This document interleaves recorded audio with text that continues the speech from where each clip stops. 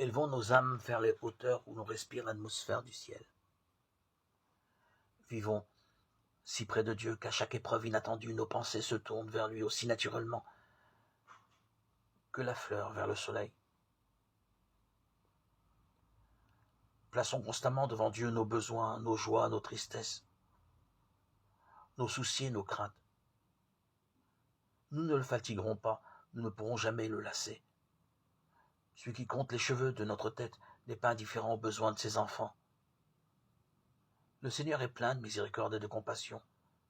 Jacques 5, 11. Son cœur est touché par nos douleurs et par le récit même que nous lui en faisons. Apportons-lui tous nos sujets de préoccupation. Rien n'est trop lourd pour celui qui soutient les mondes et dirige l'univers. Rien de ce qui touche à notre paix ne lui est indifférent. Il n'est pas dans notre vie chrétienne de chapitre trop sombre pour qu'il en prenne connaissance, ni de problème si troublant qu'il en trouve la solution. Nulle calamité ne fonce sur le moindre de ses enfants, nulle angoisse ne torture son âme, nulle joie ne le ranime, nulle prière sincère ne monte de ses lèvres sans que notre Père céleste y soit attentif et y prenne un intérêt immédiat. Il guérit ceux qui ont le cœur brisé et il pense leurs blessures. Psaume 147, 3.